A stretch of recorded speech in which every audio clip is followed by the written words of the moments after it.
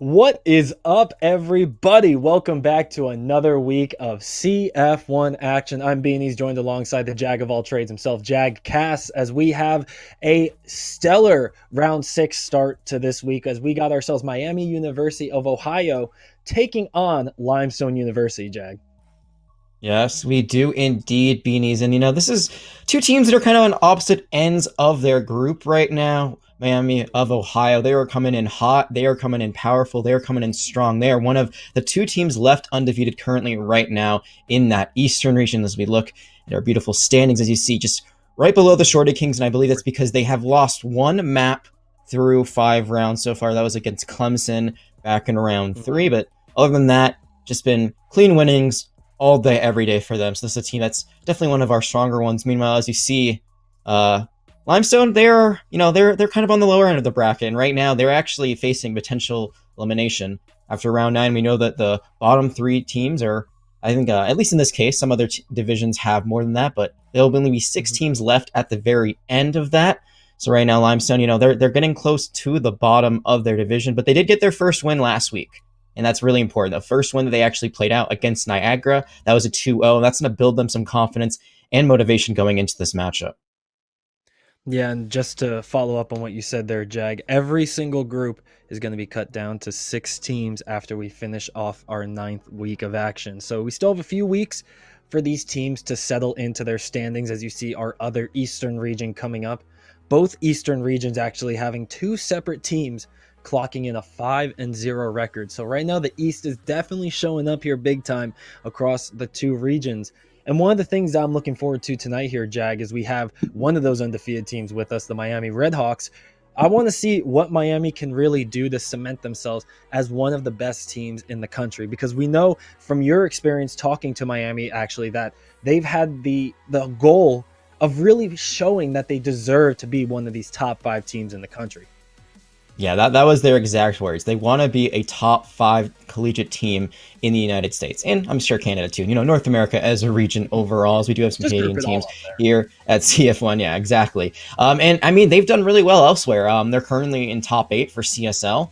So they are in the lower bracket for that. So they might have to climb their way out to make it to the finals. But they're doing really well elsewhere. Here, as you said, there are 4 undefeated teams across both of the Eastern region divisions, so there's still a lot of competition, but we'll see how they do here today to cement themselves. And one thing we do know is that they like Ascent, but also Limestone likes Ascent, so both these teams are going to be happy with this first map up. And what do you think about this draft so far for Asians? Oh man, I am loving what I'm seeing so far. Having Psycho go off here onto the Reyna on Ascent. You mentioned both these teams absolutely huge fans of Ascent, so no real surprise we're going to be seeing this map pick first. And Psycho is going to be a player we need to look out for. The Redhawks themselves said that Psycho is their star player. This Reyna main is going to be a make or break member of this roster because, as we know, Reyna is a very high risk, high reward agent. If you aren't getting those frags, Jag, you're not going to be able to use 2/3 of the character's entire kit, so you need to make sure you have the mechanical skill to back up the gameplay. Absolutely, and I'm sure you've talked about this a lot. I know I've talked about it a lot, but Reyna, not nearly as strong as she used to be. She could be a really strong carry before, but then she got nerfed, and we don't have to go over those over and over again, but basically she can heal less. That's the big TLDR, well, and she can pick up depending orbs. on your perspective. I mean, it raised the skill floor quite a bit. Absolutely. So, players on the lower end were able to pick up Reyna a little easier thanks to these changes. But yes, that is very important to mention there, Jag, because Psycho, while he is still able to make these ridiculous outplays, you are only going to have 2 soul orbs available to you.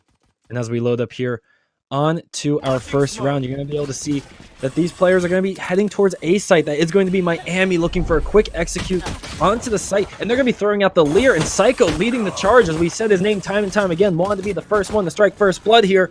And with the site being taken over by the Redhawks, they get 2 members. They actually drop, I believe that was the Sova from Limestone getting dropped, yes, to half HP off a Raise Grenade, and Miami's looking pretty here on the site.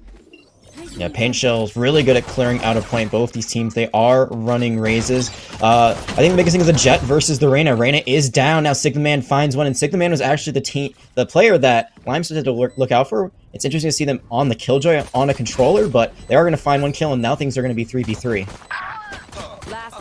Oh yeah, and the retake is trying to come in here, but you have these crossfires that Miami is holding down, and that's really how you can tell a team has practiced on their pistol rounds. They get set up on the site. Not only do they take control of the site, but they took control of it with an advantage, and they didn't squander it from there on out. So now, Miami is going to be able to spend quite a bit of cash as we look.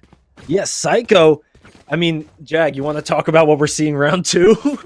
I mean, they're going for a hard commit here. They really want to win this round. They might expect Limestone to be trying to buy some of their own, which you usually don't see. I think that Limestone is just going to be happy saving for the bonus round, just what it looks like. So they're going to go for a Vandal and Light Shields. It's a very aggressive play, which makes sense for a very aggressive character.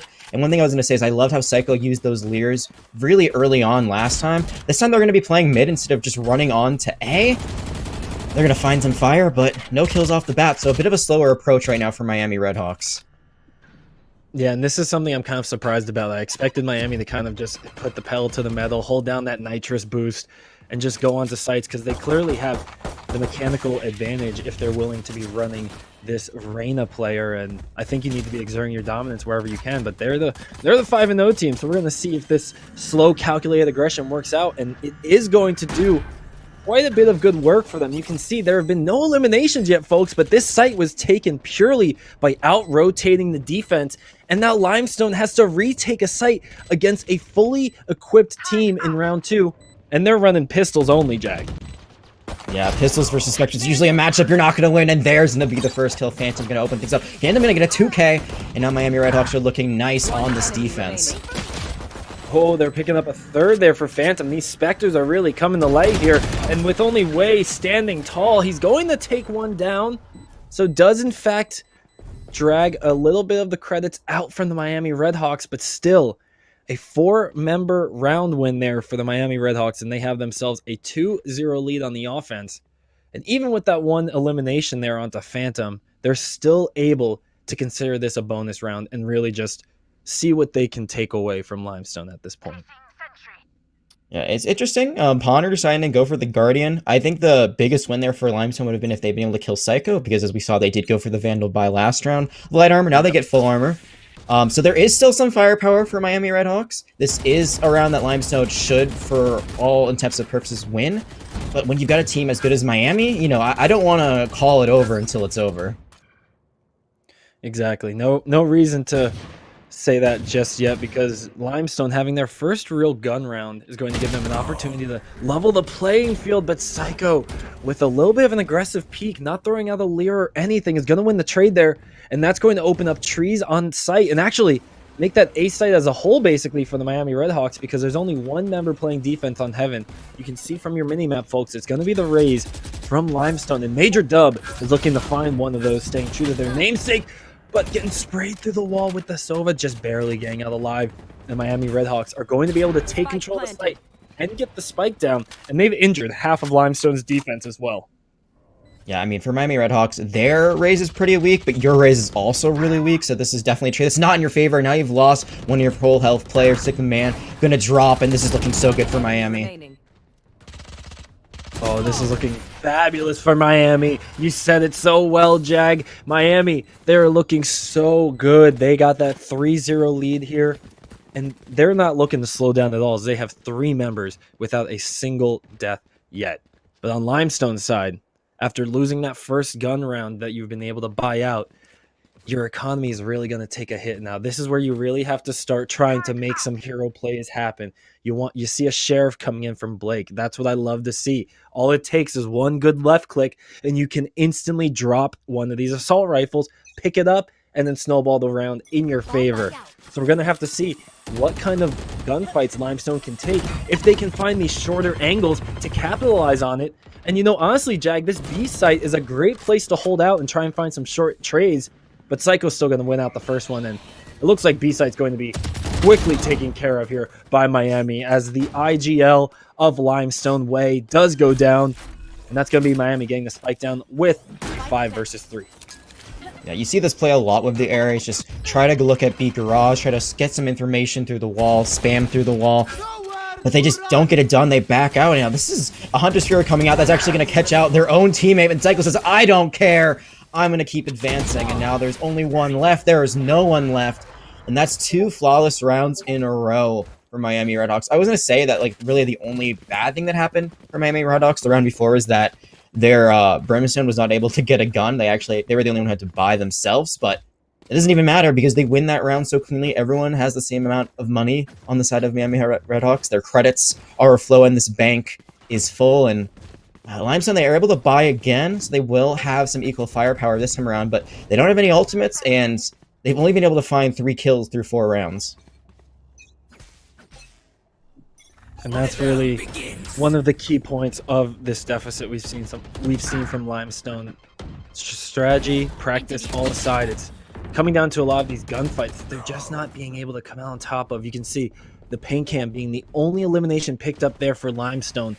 And even with the Empress being active for Psycho, he's not even really going to be needing it too much. Does take down one, taking down Wei, leaving just the Killjoy alive here, and with Sig the man trying to be a hero for his team, it's not going to work out too well. And that's going to be 5-0 for the Miami Redhawks. They're firing on all cylinders here, Jag. They are indeed. And I agree the Empress isn't necessarily needed there, but I mean, if not now, when, right? Because you can get that peck pretty quickly if you know you're fracking out. I mean, Psycho is actually not leading their team. They are 1 kill behind Ponder, who has not died yet, but still doing really well. Still getting all those alt orbs from those kills. So just use it then, get it back later. You have 2 other ultimates online for your team. Few players aren't too far behind either. You almost have a lockdown. So things are going well for Miami. So, you know, don't be too safe, I would say. I think we've seen with the leaders, they've been very aggressive there, and I'm not surprised that we saw that Empress come out when it did. You love to see that with the Stinger, but you got the Showstopper coming out from Phantom, looking to find somebody. Cannot connect with anything, but does clear out the market area, giving control of B site entirely over to the offense.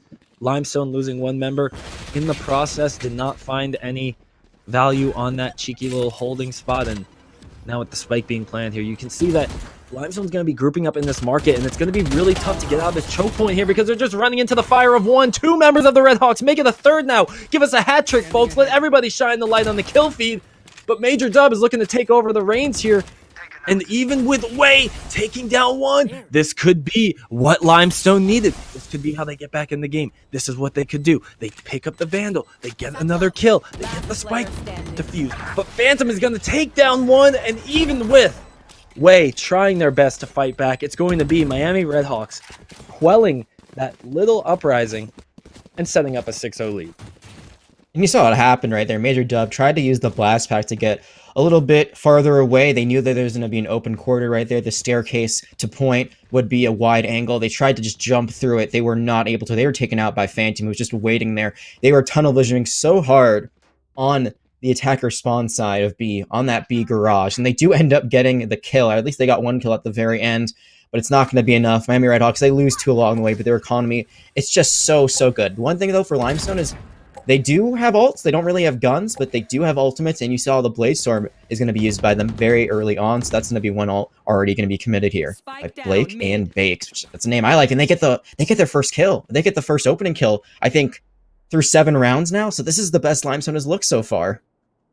Exactly, and now Limestone, as you said, they have the ultimates available to them. They have 5, 1 active, the Bladestorm, and now you have a Killjoy ultimate being thrown in response to Miami. They are looking to take over A site. The Killjoy ultimate is going to cause at least a little bit of movement from the defense, but the ultimate's coming out. The Hunter's Fury not going to find its mark.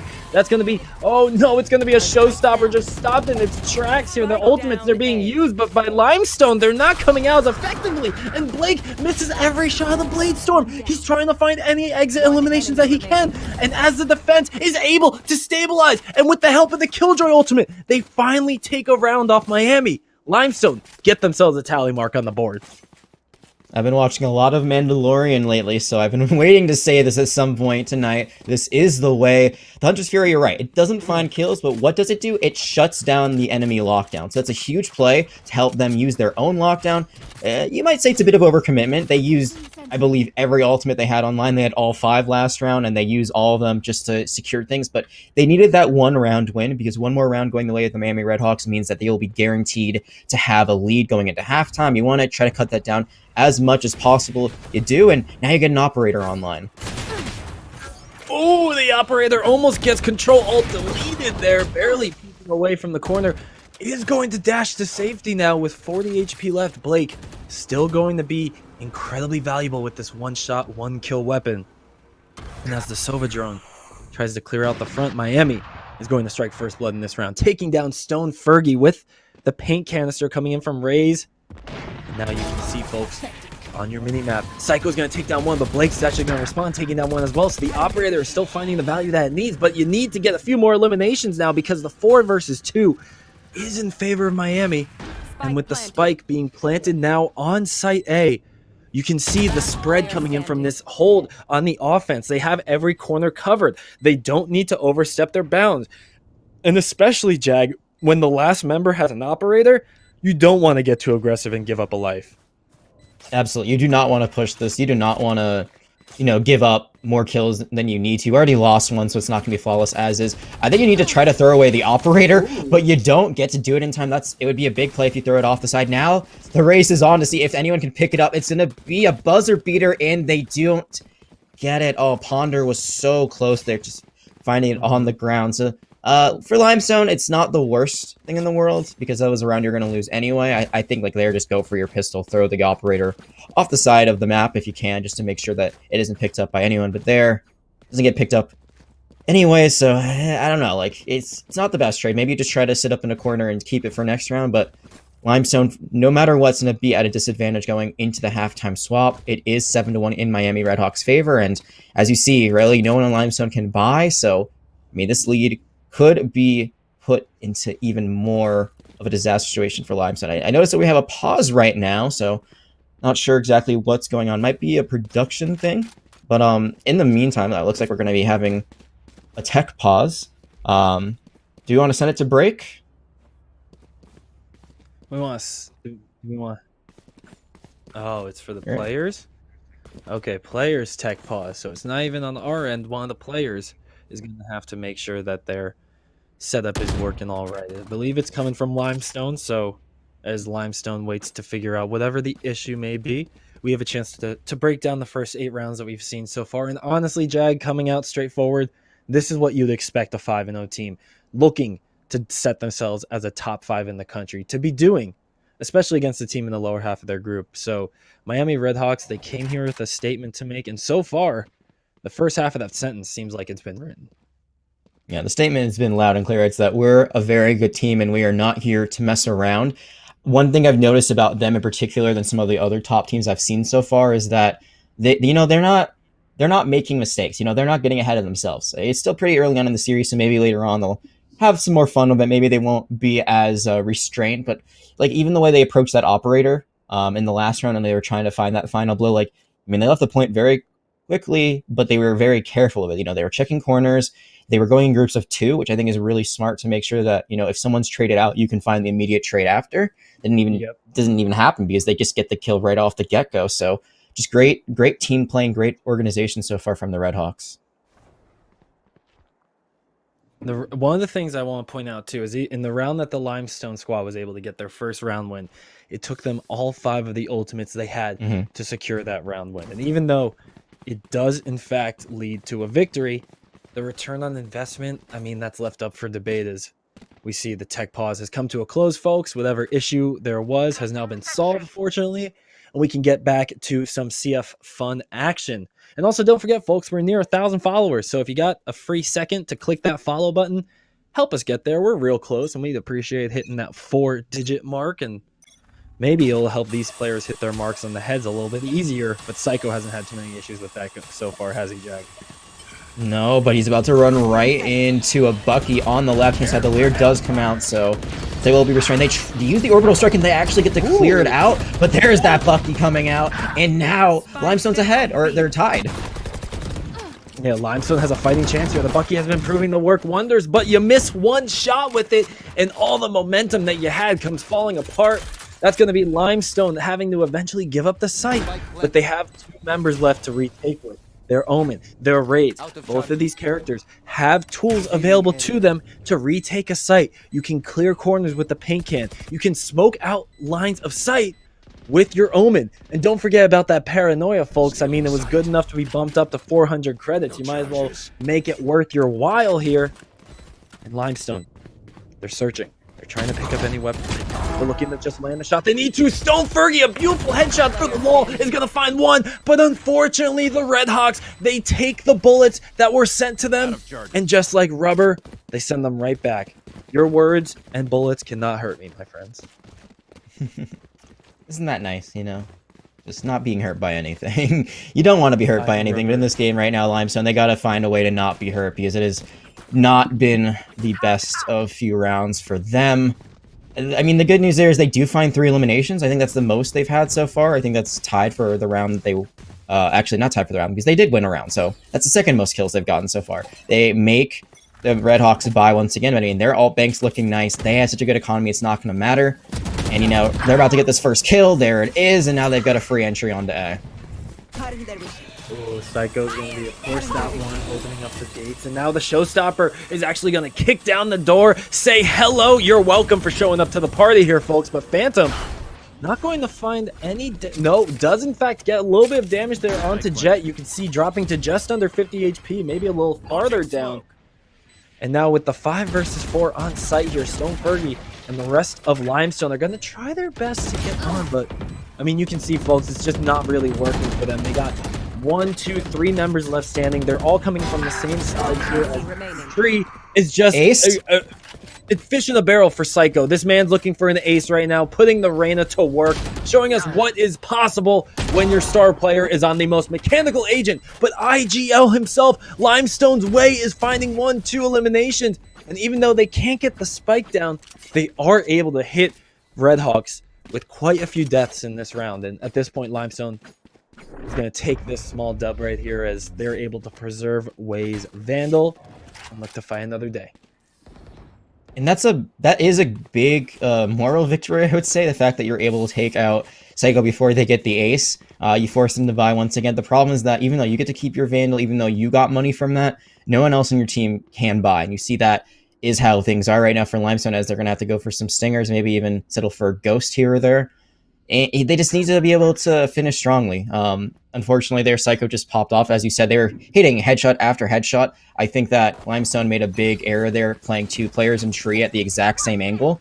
I think that if you're going to try to go for that full retake, you got to try to find, you know, creative ways to get there. Maybe go all the way around, try to go from the attacker side. But there, Limestone, they were just caught off guard. They were completely called out. And now the Empress is going to be online. Yeah, the Empress is really going to enable Psycho if they're able to find anybody. You can see it's a little difficult for the Reyna to locate anyone because Limestone is being very passive with their positioning. I mean, the angles that are being held are very much so giving up more than half the map over to the offense. So you're really relying on hitting those shots when they cross into your sightline. But Psycho is able to pick out Stone Fergie before anyone notices, but oversteps just a little too far. And that's going to be Sig the Man picking up a Vandal. This could be the Limestone turnaround that we've been waiting to see. Sig the Man, they said, this player is someone to watch out for. This is a player that can turn a game around. And as that Silva drone is going to sniff him out, he has to get out of the way. He has to make sure he doesn't take any penetration damage from beyond the wall. And now everyone just plays the waiting game. And I mean, this could be a huge Hunter's Fury, but right now, Ponder's at the perfect angle. They're about to find a headshot. Oh, actually, they got a little bit of backed out of, but Ponder does find one. They find 2! And that's back-to-back headshots. I was saying it. I kind of cast or cursed them there a little bit. I mean, in a good way, I guess, right? You know, just like life, Jag, it's all about perspective, you know? It's all about that perspective. And the perspective right now is that those were some great shots. Ponder just carpe diem. Right there, sees the day, only at 12 health, is able to get them a 10th round victory, and Miami is looking so clean. They still have 2 ultimates. Limestone, they have the exact same ones. And they can buy. Limestone is going to buy the operator again. We did see Blake have some success with this earlier, but this is only the second time they've been able to buy it. I mean, Miami, they're already at double digits. and we haven't even gone to halftime yet, so it's looking pretty bleak for Limestone. But I mean, if they can win around a few rounds here or there, even if they don't take the map, it's a great way to go to the second map, and there is going to be the first pick. Yeah, Blake using the operator down middle. We've seen it happen before, and yet again, Limestone is going to try and play through their jet player, but Major Dub just getting a little too aggressive, trying to bring the fight to the Redhawks, and just gets caught with their pants down. And now it's going to be left up to the few remaining members of Limestone. As I say that, though, it's actually Blake's who gets Psycho, and that's a big pickup right there. Dropping Psycho from the Redhawks leaves them with a 3 versus 3 now, as Wolverine evens the odds. But you got to keep in mind that jet player is sitting on a prayer with 10 HP in a dream. Actually, I think, yeah, very smart choice. Gives the operator over to Wei.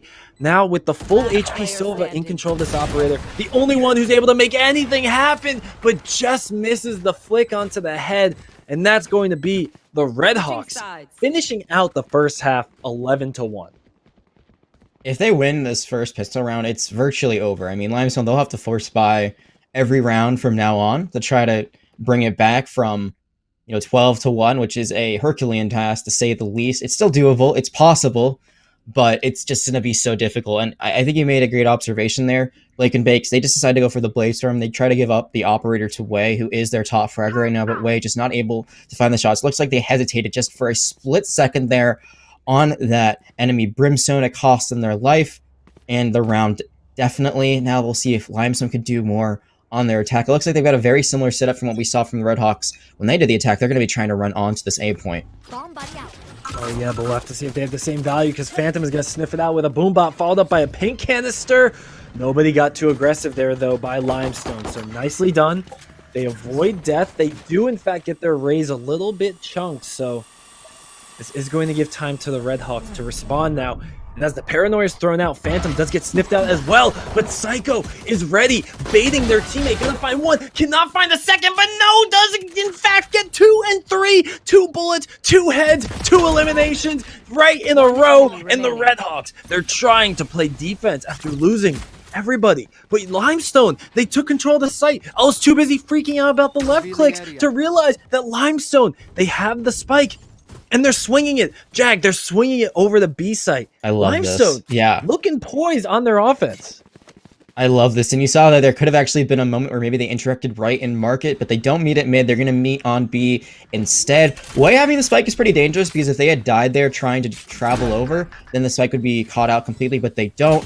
Now, Ponder has to find the kill onto the Killjoy. That's the biggest thing, because Killjoy has a lot more health. They don't find it, and Sig the Man is going to keep their team alive to fight another day. It's not over just yet, folks. That was a big round win for Limestone. Odds are they'll be able to win this one, make things a little bit closer at 3 and 11. But I mean, you see Miami Redhawks, they might be going for a full sheriff buy here, which I honestly love, Jag. I mean, the Redhawks, they are a roster filled with incredibly skilled individuals.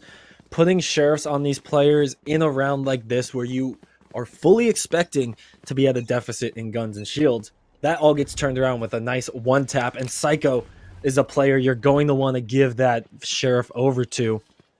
When you have these pistols, Jag, it's all about those right angles. It's all about those quick peeks. But it's a little difficult to deal with 3 people in a row, but maybe it's going to be easier if you land a kill on the one. The flick comes in, a second kill, a third kill. Oh my gosh, Psycho is making that pistol look like a fully automatic rifle. You just have to hit your shots, right? I mean, there we saw a little bit of the spray and pray, which you don't see usually with a gun like that, but hits 2 headshots in a row. And now Ponder on the flank. Ponder almost finds 2. The Frenzy just doesn't have the right spray, but Wei is not in a good place right now. It's a 2v1. They do have the Spectre, so they do have superior firepower. They also have 1 shock dart, their Owl Drone, and Recon. So there is a lot of utility right now for Wei, so this 2v1 is definitely possible, but if they take a lot of damage on this first trade, things will be bad. And now they've been caught out because they get the alt lord, but they do have the Hunter's Fury. There's actually a world where Wei can win this. Oh, he gets the arrow onto sight, is going to take some damage, but gets the kill. And now Wei, with that 15 HP, with that Hunter's Fury, is going to get the spike down. And folks, if any of you have ever played Sova, you know what you need to do in this situation. You got the Hunter's Fury, you got the spike down, just play safe. This is awful for the Redhawks to have to deal with right now. You need to get to the Sova, who's playing so far off site. So this all becomes a mental game right now. And the Redhawks, they are winning the mental game, but one of the shots lands, and now you have to play behind the box. This is a 1 versus 1, and it's going to be Night Wolverine who finds the kill on Taway, gets the spike down, or excuse me, gets the spike defused, and the Redhawks are at game point here in game 1. It was just a brilliant play there. I mean, kudos to Wei. I think they played that the best way they could. No pun intended. The biggest issue is that they just took so much damage on that trade where they only had, I think, 15 health. They were able to find 100's Fury. I think they just had to be a bit more patient. They had to wait for that defuse to be going in for sure. I think they, just kind of popped it when they assumed that someone was on point or was caught out by some of the other utility they had. They just didn't go for the right time. If they'd been able to hit even just one more bullet, that would have been the end of that. In Limestone, they would be at 3-11, but there's not a lot of time to think about the what ifs here, Beanies, because right now Miami Redhawks are about to take this first map. Oh yeah, and if this Empress goes their way, it won't be very long for Limestone, as Psycho is going to try and blow this game wide open, but actually Atarax is going to be the one hitting 3. My gosh, is he in training right now? It's looking like he's just firing on the training bots, hitting the headshots 1, 2, 3. Psycho is like, hey, I used my Empress. I need some kills. No, 4. Okay, the Brimstone's just stealing the show right now. Does in fact get dropped before the ace can come through, but Major Dub is going to just run with their tail between their legs, trying to play hard to get here. And that Boombot is going to find a little bit of damage there, so Night Wolverine does get dropped as well, but with the Leer coming out and with the reinforcements following through, it's only a matter of time here, folks, and that is going to seal the deal in game 1. The Miami Redhawks take down Limestone 13-2. Yeah. Major Dub does get a minor dub there, denies the ace. I think there were 2 or 3 aces denied over the course of that game, but yeah. I think if you're the Redhawks, you're going to be totally fine with that. You win this series so dominantly, 13-2. I mean, there's very few scorelines better than that. 2 exactly, 13-1 and 13-0. But beyond that, just a great performance by them, and this is why they are one of the top teams here in CF1. Exactly. Like we said at the top of the match, these guys and gals on Miami wanted to show up today and make sure everyone knew they were a top 5 team in the country. And you do a good job of that when you beat a team 13-2. But that was only map 1, folks. We still got map number 2 on Icebox coming your way. And we'll have to see if Miami can keep this momentum rolling or if Limestone's going to turn a new leaf and take this second game. Don't go anywhere. We'll be right back.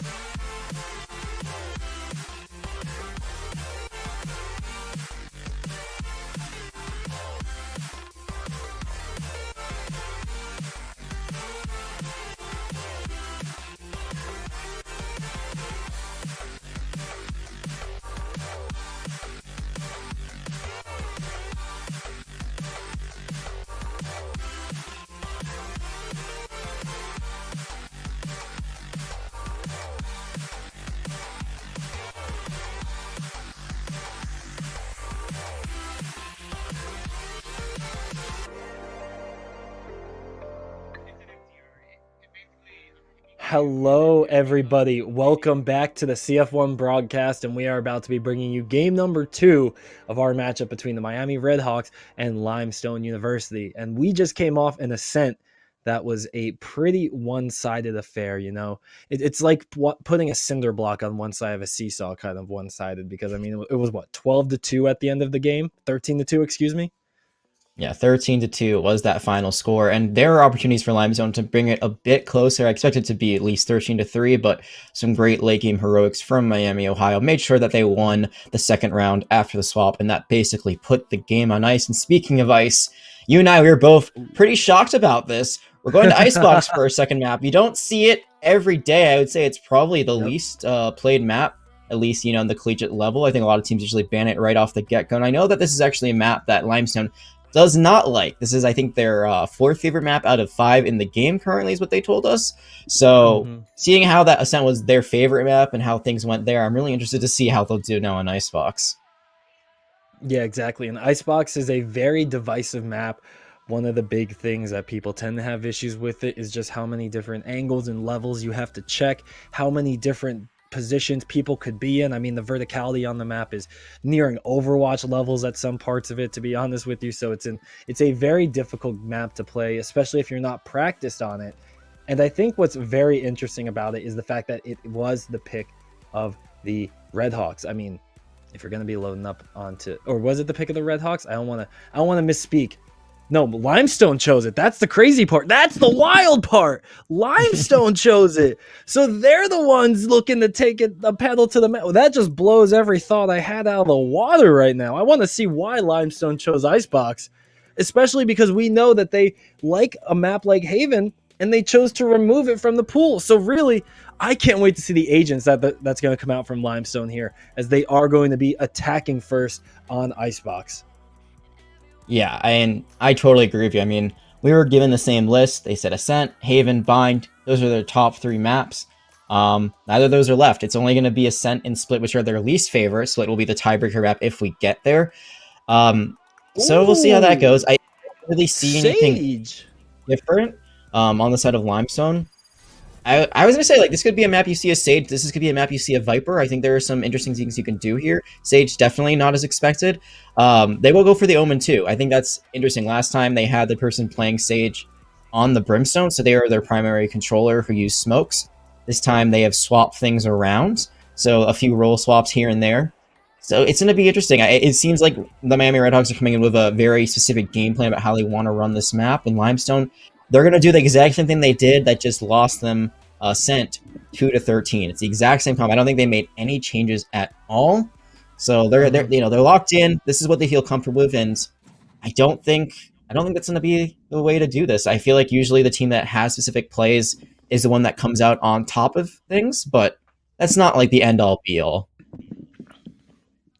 Yeah, and honestly, I think one of the things that really determines how coordinated a team isn't their executes on offense, but I think how well they can handle retakes on defense. And I'm going to be excited to see now that Miami is going to have at least 12 rounds on the defense here, no matter what. It's going to be a good chance to see what they're going to be like having to respond to 12 rounds of the Limestone offense. And better yet, what the Limestone offense is going to do with 12 rounds of Miami defense, because it's a very different story to go 11-1 on offense versus 11-1 on defense. And right now, Psycho is trying to assert dominance here early on, and I say trying to, but I should have respected Psycho right there and said that they are asserting dominance, because that's 2 straight eliminations and really putting a little bit of a stick in the spokes here of the Limestone offense. Psycho gonna be on the flank, but doesn't look up, so couldn't find the other kill. But Ponder does take out Way, and this is still looking good for Miami. They do lose another one. It's 3-2 Limestone. They're kind of stuck between a rock and a hard place, and I think they know there's someone behind them. It's the Sage right now who's trying to go for that flank all the way around. And this is an interesting little like hesitation, I think, coming out from Limestone. I like to see a very aggressive pistol round across the board. I think that's usually the best option for the offense, especially setting the table for themselves by taking control of a site. But that's a long missed window of opportunity now, and You can see the smokes are coming out. So the guesses of where the line of sights are 10 seconds from the left. offense, they are going to make it on the site. You can see here, folks, all 3 members of the defense are on the site as well, though. And even though Phantom does pick up both kills, it's very important to point out there that the spike going down is huge for Limestone's economy.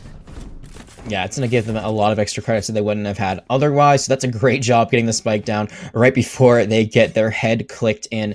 And you brought up a very good point. You wanted to see them play aggressively on the pistol run. I think that's the way you have to do it. And that's why a lot of teams go for a B push, because there isn't that like pesky high ground that you really have to deal with. I mean, mid on to B, you can try to go that way and then you can take the high ground yourself. But A is just a conundrum of different angles and different heights. Like you said, kind of like Overwatch. There's a lot of things you got to deal with there, especially with the zip lines you can take as well. So they played it a bit too passive. They let Psycho take good angles. Psycho did end up losing their life, but they got enough jobs, or they got enough kills at the very beginning. They did their job well enough to put their team in a good spot.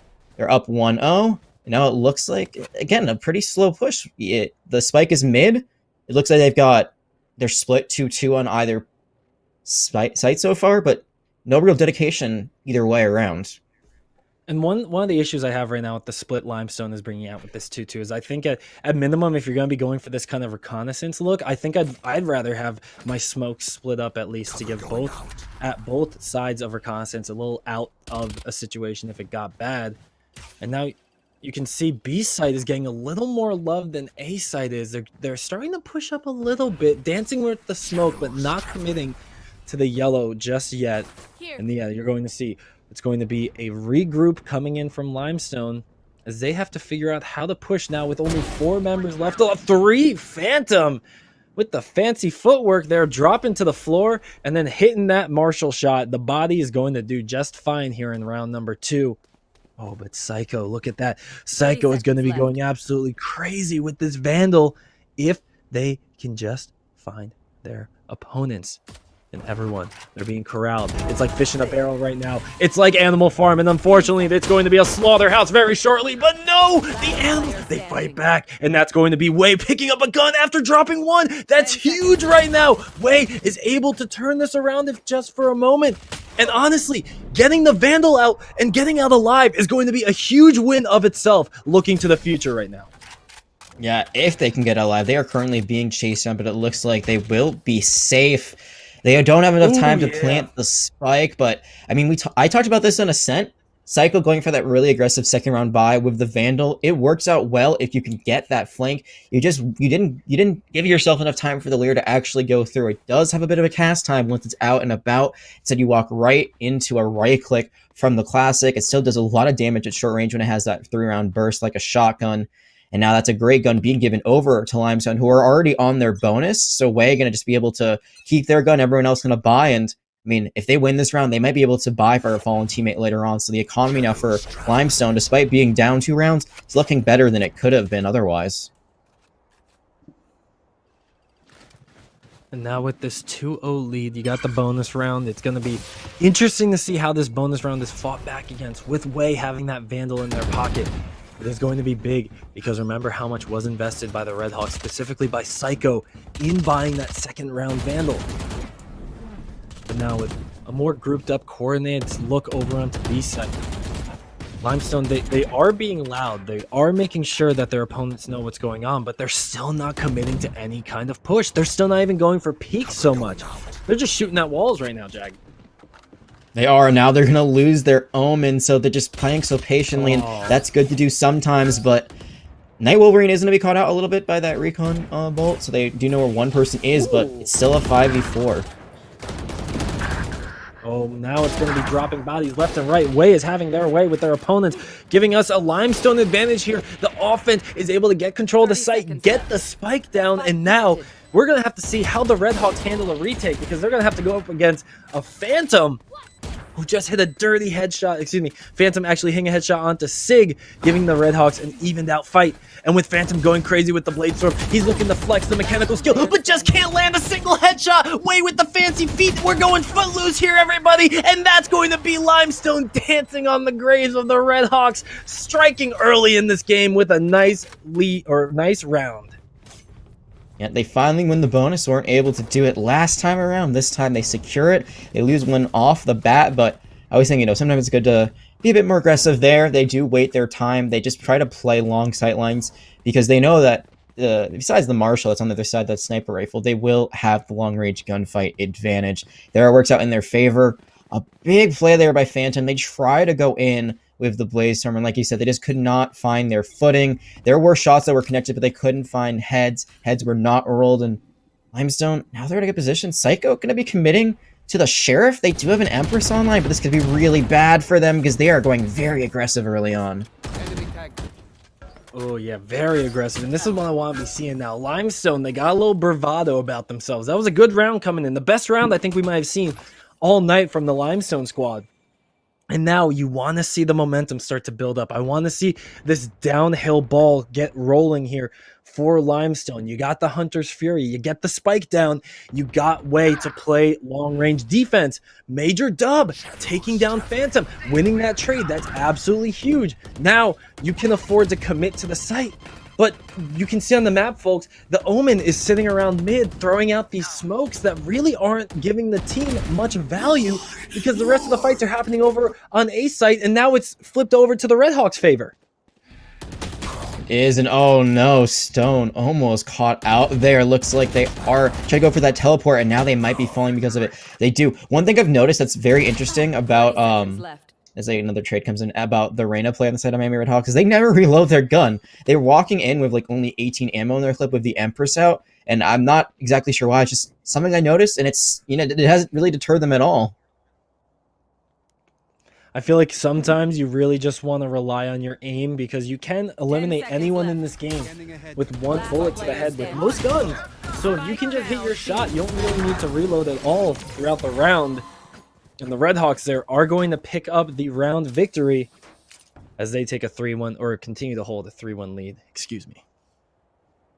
And they've committed 2 ultimates to do so. Last round they used the Blaze Storm, it doesn't work out. This round they use Hunter's Fury at the very end. It hits one shot, but then they get traded out. They get killed in the middle of casting, which is why it's one of those really big high risk, high reward ultimates because you are super vulnerable in the Hunter's Fury animation. You cannot shoot anything besides those arrows, you cannot use your gun, and canceling it still takes a few seconds off the clock. They do win that one, but the ult advantage for the first time is in Limestone's favor. They have their own Hunter's Fury. They have an Omen teleport. So they have utility to get this done, but they don't really have the guns, and that's where things get a bit dicey. If they can get 1 or 2 kills off the bat, then they might try to go for a commitment. They might try to go all in on this round because they saw what happened last time. They let a few rounds up early, and then they fell behind, but Psycho just going to continue to get kills. Oh, Psycho! Look at the fancy left clicks coming in there, dancing around the wall, using the cover to perfection. And just like that, the Redhawks are able to get a flawless round here, securing round number 4 under their belt. I want to say that's the 4th one they've had so far, and I'm going to do some really quick math in my head, Beanies, but I'm bad at math, so hopefully this works out. Currently, it's 17-3 overall in the series, so that's a pretty good percentage of flawless rounds if that's 4 out of 17. That's pretty dang good for the Miami Redhawks. Their economy's still healthy, and well, we're going to see Limestone. Just under 25%, right? That'd be like, what, 22% maybe? Maybe like a 23% kind of flawless rate, which I'm going to take your word for it. It's really good, though, but Blake and Bakes does have the operator. We saw them do okay with it last time on Ascent. Hopefully it'll get the job done here for Limestone now.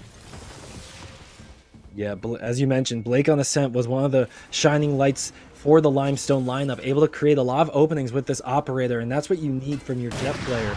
You need to be able to open up these rounds, but that's incredible teamwork right there. Night Wolverine hiding in the smoke, the recon arrow sniffs out the operator, and that's going to give the defense a chance to take down the best chance Limestone had at breaking open this game, but they respond in tow beautifully. Nicely done.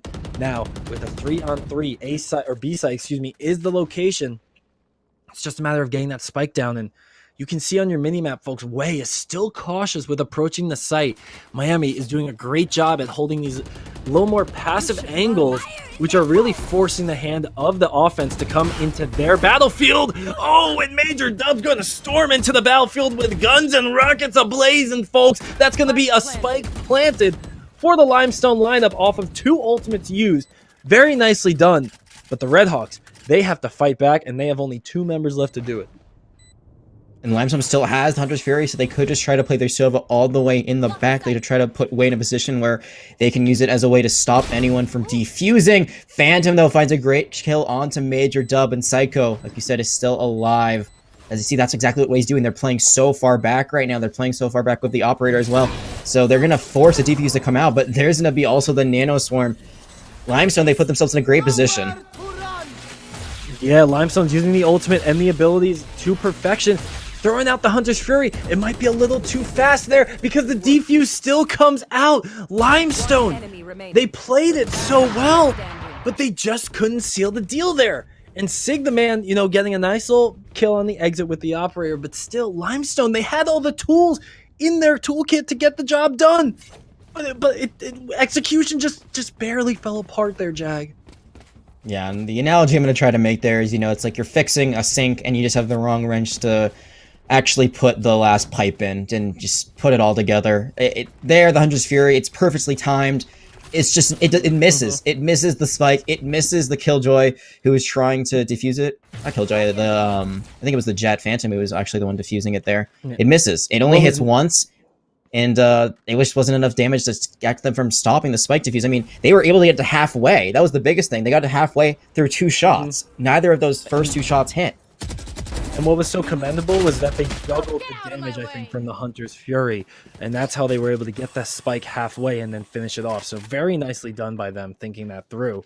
And now, in this round, round 7, both teams evened it out, but Blake, using that Blade Sword, was actually going to break it open here for the offense. And when the offense gets that numbers lead, that's when you need to choose a site and execute. That's when you need to make sure you have these crossfires set up, that you have players to avenge any fallen comrades that go down, because with the numbers in your advantage in a game like Valorant, you should be able to trade things out pretty easily for a win. But after Psycho is able to take down one and then activate the Empress, we might be looking at a Redhawks retake. You still have the Operator. That's like the biggest thing, is that you were able to keep it alive last round. So I believe it's in Wei's hands right now. So that is a great gun they'll have to take down sight lines. And now they're going to be in a great position. Now it's a 3v1. Yeah, very nicely done by the Limestone squad. Able to hold down some good passive angles there. Again, forcing the Redhawks to come into their ballpark. And there, you mentioned it, Jag. We had to keep it in the back of our head. Wei, with the Operator, is going to finish out the round for Limestone. They got their second round on the board. And here's a nice little replay of a round that started out looking kind of good there for the Redhawks. But you don't like to see your Sage getting that aggressive early on and dropping first. Yeah, Sage, I mean, you can be a fragger on her. You can definitely find kills, and it looks like this Sage has, you know, done pretty well. 5 kills, 4 assists, some of those probably coming from heal orbs. But like you said, you have to play a bit more passive just because of her kit. I mean, her heal orb is probably the biggest thing from that. Make sure that she and everyone else can stay alive. Only does 40 healing, got nerfed a little bit ago, but her wall and her slow orbs can still be really good to help you go for a retake or just cut off a choke point. So they're just going a bit too close to the sun, getting a little bit too overconfident, opens it up for Limestone. They do commit the Operator shots. They don't commit any ultimates. They keep everything else after using 3 in the last round. And now they've gotten just as many rounds that they won on Ascent here on Icebox in a much quicker time. Now you gotta wonder how the Redhawks are feeling after that first game going so well for them. Now having a little bit of a tougher task there. Blake's actually winning the 1v1 against his clone, is going to take down the Blade Storm but then give up their life, as Ataraxy is going to get the Resurrect. So Redhawks able to stabilize. And one of the nice little things we should note is the Blade Storm is going to come back with Jet. So overall, that's a very valuable Resurrect coming in right there, salvaging the ultimate for the Redhawks. Jet, as you can see, A-Site has been left all alone to Psycho. While the rest of the Redhawks, they got their sights set on B, and they are fully aware of where the spike is going. They are, but they're not aware of Stone, who is going to be able to get traded out, so it is a 3v4 because of that Resurrection. But that Operator from Wei is just holding down this sight line, which makes it so hard for Miami to actually engage. Now they found a trade on to Major Dub. Phantom is gone, but the spike hasn't been planted. They need to plant it right now, and they will get it done, but they don't, because the spike planter is killed in the middle of it.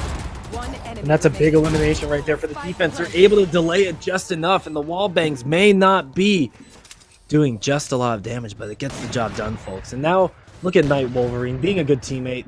Remember, folks, if you have your ultimate fully charged, give the spike defuse over to one of your teammates, especially a Sage, because that resurrect is such a good tool to have, and that's what being a good teammate's all about, right, Jag? It is indeed making sure that your Sage gets a resurrection as quickly as possible so you can get another person alive. I mean, that Jet ends up falling again, but Phantom is able to help the cause out.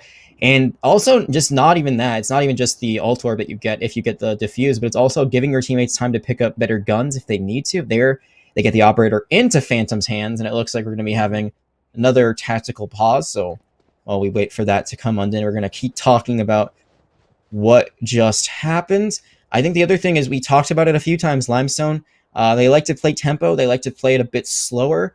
And there, it looked like for just a second it was in their favor, but they were running out of time. They panicked with the spike plant, and there, I mean, they did get it off. So they do get a few extra credits in their pocket when all is said and done. But they lost 2 people because of it, because both of them, I think it was the Killjoy and their Rays, are killed in the animation of doing it. Sigma Man did get it off, but they had no chance of actually, defending the point once they got the spike down.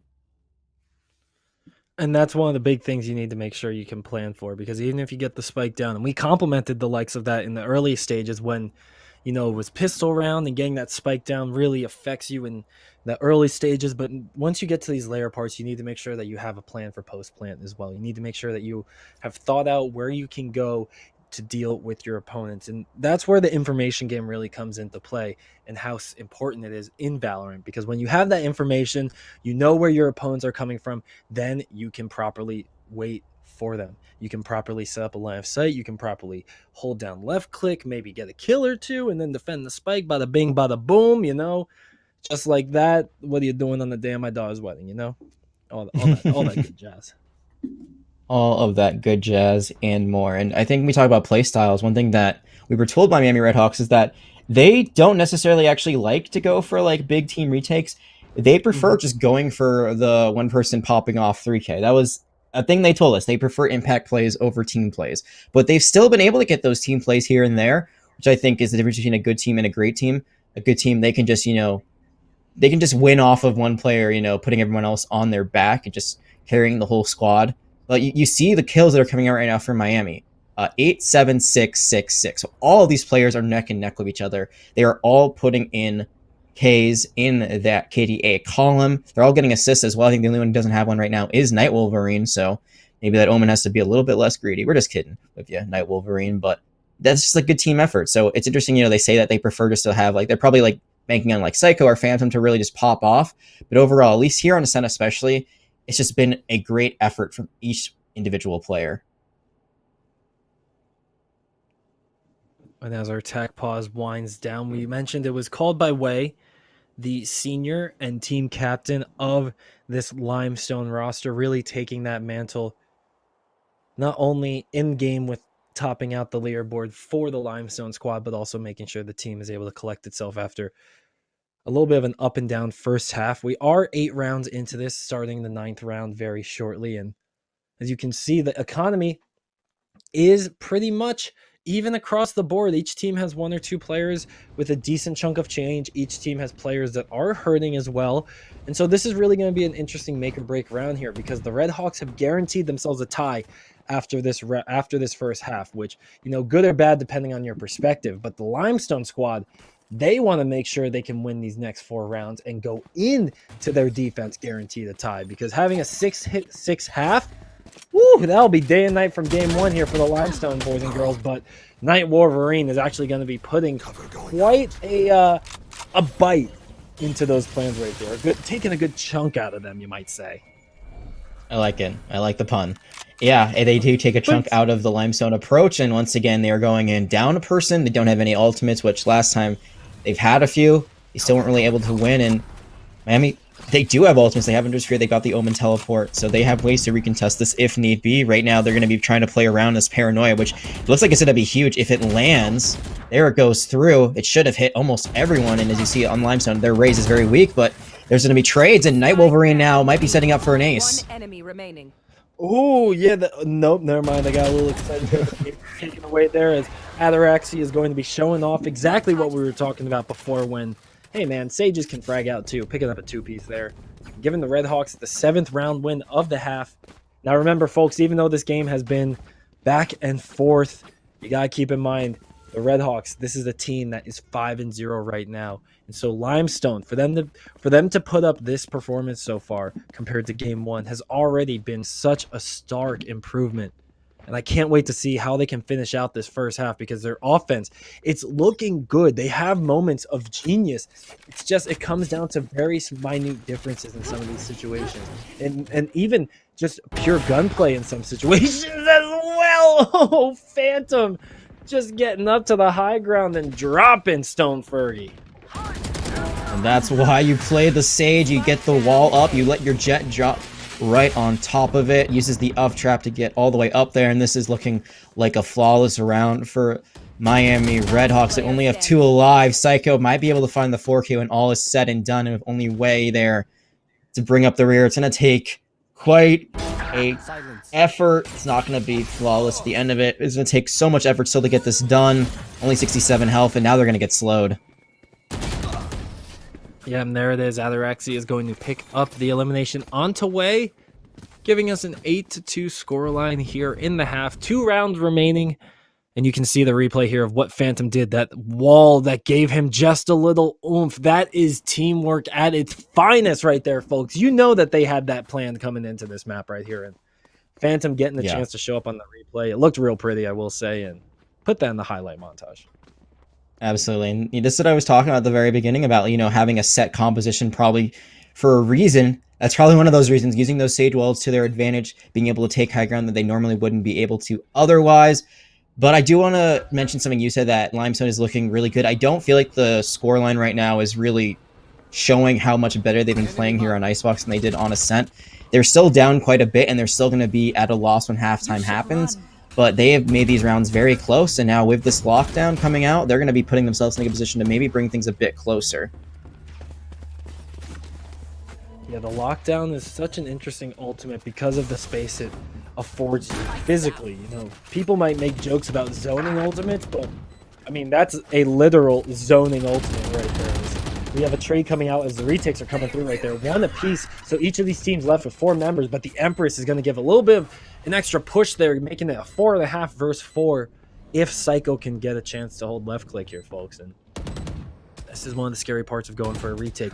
You got to find your opponents. They can just lie in wait. They can listen for the spike, but you have to hit the headshots. You got to finish off the kills. And Night Wolverine going a little stealthy, going to take down 1. That's Psycho just barely avoiding the showstopper. A beautifully timed Soul Orb Devour is going to get the Redhawks their 9th round win.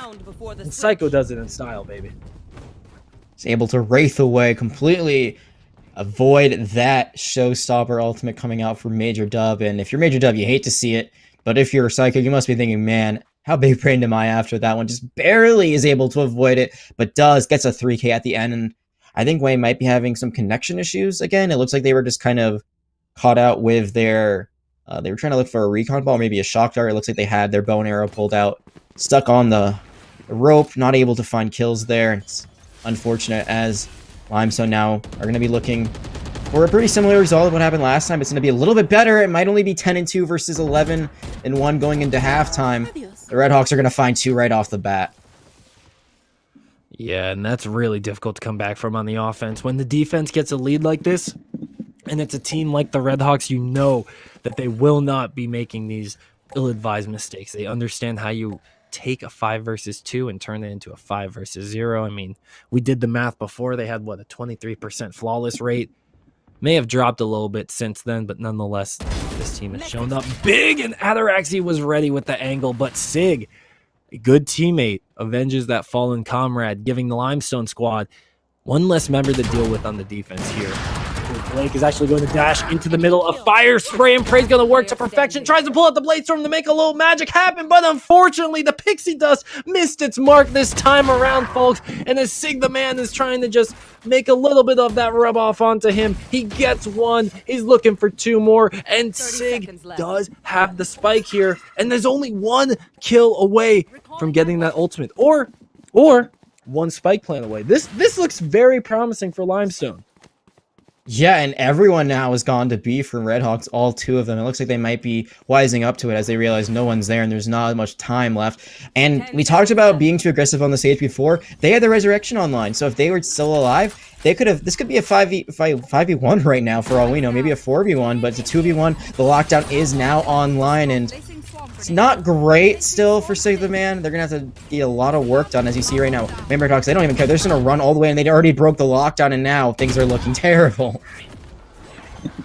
I think Psycho was playing with their food there. They were just jumping above Sigma Man, waiting to take him down, and that's going to be the Redhawks. After a little bit of a tougher road, they're still going to finish out the first half with a double-digit round score, just like last game. And that's second half coming to you with a 10-2 scoreline. Yep, so they'll need 3 more, so they'll need 1 more round to put this game away, finish off this series, and stay undefeated. But it's still 3 rounds to go, so it's not over till it's over. There's still a chance for Limestone. I mean, this is a defender-sided map, so Limestone should have a bit of a positional advantage now with the side swap, but it's gonna be a tall task. It's gonna be very difficult. I think really they have to set the pace. We did see them win the pistol round, I believe, last time around, right out of the gate after halftime. That gave them a little bit of momentum for just a tiny bit. It wasn't enough to help them get back into ascent, but here.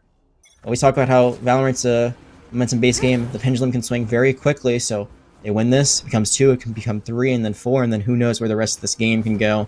We still have a while before that actually happens now. This is the approach that I was talking about before. Just run on to B. This is probably the easiest play to make if you're the attackers here at Icebox. Yeah, and it looks like the defense was not prepared for this. Everyone except their Omen was having to make a little bit of a journey over to the site, and Ponder is going to be the one striking first blood here for the offense, and then a nice little follow-up kill is going to come out, but Psycho doesn't see Major Dub, actually blocked out by the Soul Orb there. And now Ponder with the only remaining member right behind him, doesn't see him. Blake's going to pick up 2, actually. Nice left click, nice aim, but the smoke is going to stop any chance for that kill to come through. Blake's now having to fight against the clock, and 2 members of the offense, the Redhawks, they understand what their goal is in this situation. You gotta play defense. You gotta play zone defense here, folks. And even if you give up your life, it's all about getting the spike off. And that's gonna be Phantom taking down Blake. Will they get out? No, Phantom does not get out, but it's not a huge deal. It's just a ghost, you know. It's whatever. Exactly. Still though, it's always unfortunate when you die of the spike being defused, especially with the fact that they won that round via kills and not actually for it going off. So just, yeah, Psycho going to be getting that Vandal once again. So we've seen kind of this work out a few times. We saw last time it was a bit costly, but not too costly the way things went out. And that's just the mark of a confident player. One thing also to note is that they've really pulled away. A little bit earlier, they were just barely ahead of their teammates. Now they are, I think, like 7 kills ahead of anyone else on their team. But Psycho going to be taking a lot of damage from this Marshall. Oh, Blake's is actually going to get sniped out by Phantom, his counterpart. Ponder also taking down 1.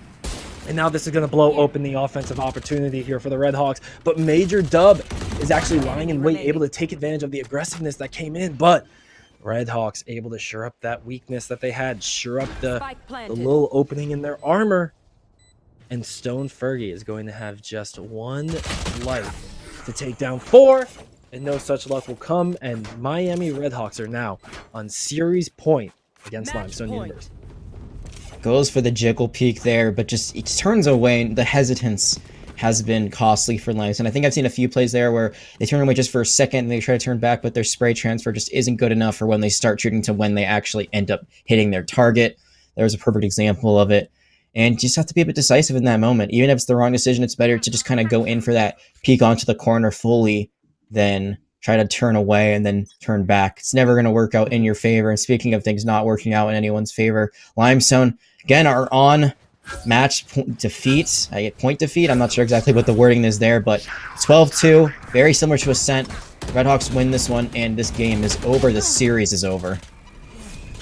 Oh, and Psycho's going to be starting it off strong here. Going to be getting 1. Psycho getting a second. Got the 2-piece setup, looking to make some magic happen. Night Wolverine also joining in the fun there. Limestone, this defense, only left with 2 lives remaining.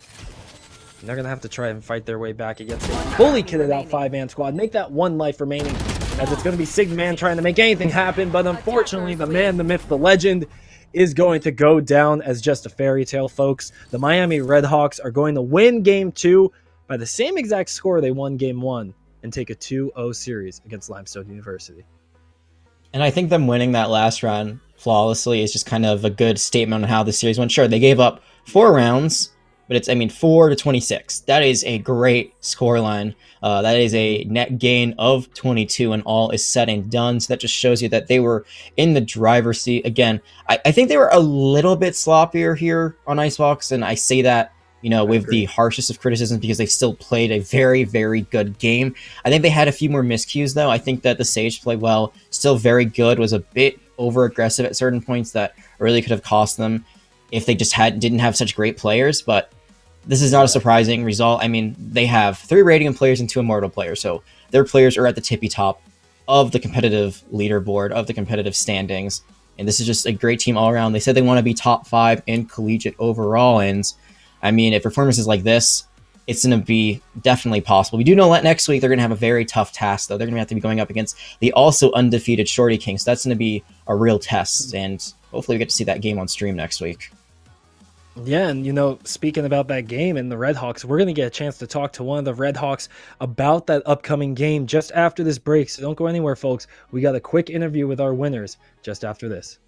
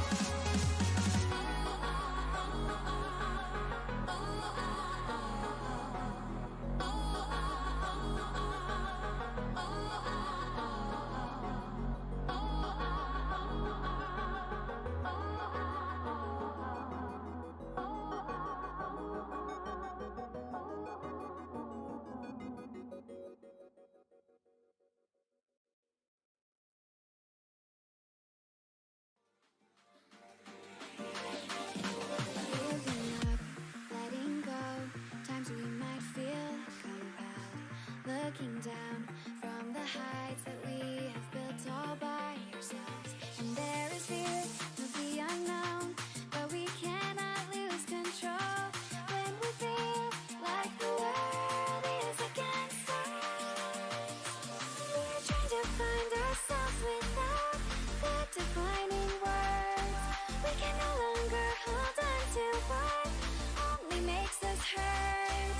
We cannot sink into the dark, the vertigo is getting sharp. There's something greater than ourselves that we must reach for.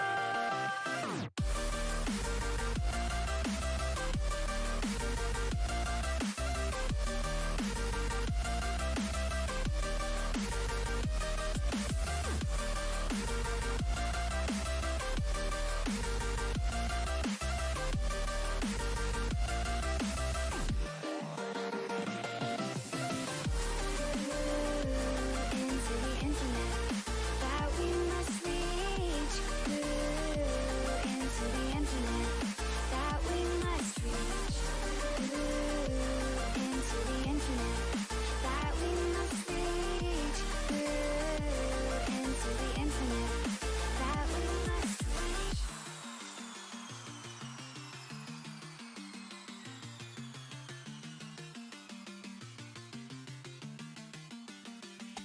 Now which way do we go?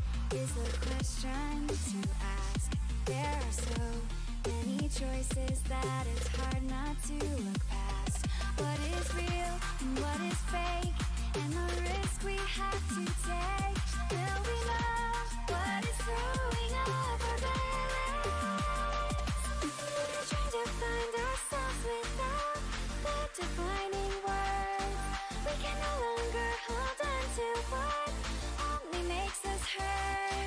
We cannot sink into the dark. The vertigo is getting sharp. There's something greater than ourselves that we must reach for.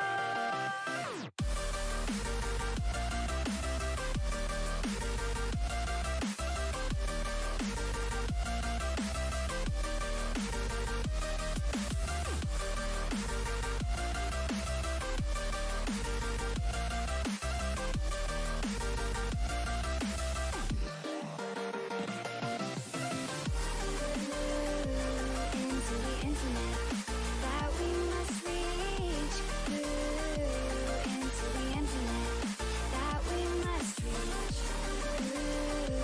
Into the infinite that we must reach. Into the infinite that we must reach.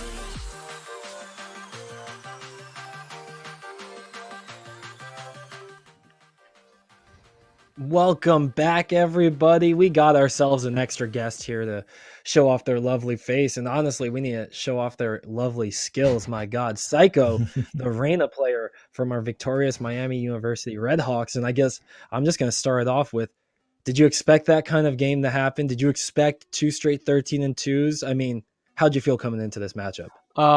I think we're coming in confident. That always helps, you know. It's always easier to do good when like all cylinders are firing. We also knew that we wanted to take it as professional as possible, as serious as possible. So we knew going in we need to make sure every round we don't overextend, we don't throw a round away, and just trying to like clean up our game. Any mistakes don't happen. Yeah. Well, not too many mistakes, definitely with a scoreline like that. I want to ask about you playing the Reina. And I know you and I had talked before the broadcasting, and you were saying, like, I'm the carry. And you were right. You did a very good job today. But, you know, I was a bit surprised about playing the Reina because generally she's not the most played duelist anymore after her nerfs. But Beanie's made a great point during the opening of the broadcast that she might have a lower ceiling or a lower basement, but her ceiling can still be very high. So how do you think you've adjusted to her nerfs and changes, and what still enables you to play really well on her? For the most part, I mean, her nerf changes were in competitive play a buff. When you're playing teams who are as good as you, you're not going to be getting 3Ks every round. And if you do, you probably popped your ult because that allows you to reposition, go invincible, have firing power. So the only time you're really going to pop off, unless your aim's just out of control, is when your ult's popped. So being able to get assist orbs is huge because all the time you'll be pushing, teammate skills your kill, can't get invincible, can't heal, you're still low. So I actually think in terms of competitive play, it's actually a buff. But then, and obviously pub stomping, if like you're trying to smurf with your friends, yeah, it's a nerf because you can't heal every single fight you take. But overall, I think she's still in a great spot. And I think a lot more pro teams especially will be playing her more once they realize the potential of having a hard carry on the agent. Yeah, well, I can't disagree with you there. And for those of you trying to level up in comp, got some great advice right there about how to play Reina. But let's look towards the future just a little bit. Next week, you guys will be going up against the only other defeated team in your conference of the Eastern region, the Shorty Kings, who are also 5-0 right now. Sure, they're playing out their other match, so not sure where they are in that right now, but coming into this at least undefeated. How do you feel going into that, and how do you think the matchup will go? I think the key is to obviously going confident because you know they're a good team. I've definitely seen them on multiple rankings, multiple high, basically undefeated. Maybe lost like a map in CSL this league, like they're undefeated. So you know they're going to be a strong team. But we also know what we are capable of. So we're definitely going to come in, make sure we're practiced and ready, and try to take the dub. That's fantastic. I mean, that's what you want to hear, especially when you have 2 undefeated teams battling it out next week. That's going to be a great show. And I guess I'll end it off with, I don't need a spoiler, I guess, but you know, Astra is, slowly approaching. We're slowly getting to that new agent territory. Have you guys had any chance to really play around with her yet in any scrims, or are you still waiting until she's actually officially allowed to touch that? Yeah, we're definitely been messing around with her just in like comp and stuff, but once the ban gets lifted on being able to play her in competitive play, we're definitely going to be running her in definitely a few maps, because some maps she just is insanely strong. I think she's going to be getting a nerf within a few weeks after competitive play gets out, because pro they're just going to be complaining nonstop. But yeah, I think it'll be an interesting change of dynamic using her as a smoke character. Yeah, I mean, you heard it, folks. Make sure you get your time in before the nerfs come through. I mean, Psycho's given us quite a few comp notes. We got to make sure we write down by the time this interview's over. But we got to say thank you to everyone, and specifically Psycho for stopping by after that victory. So thank you for stopping by. Congrats Thank you for having me on a dominating 2-0 as you look ahead to that undefeated matchup next week. And thank you, everybody, for watching our broadcast, because unfortunately, this is where our Eastern region production ends tonight. And so, even if you had some fun, you want some more CF1 Valorant, well, tomorrow night we're going to be back yet again. You can see on your screen, folks, we're going to have Akron Esports taking on Mississippi State University, and it's going to be a barn burner of a matchup. It's 8 p.m. Central Standard Time, 9 p.m. Eastern Time. Wherever you are, make sure you tune into this Twitch channel for the action.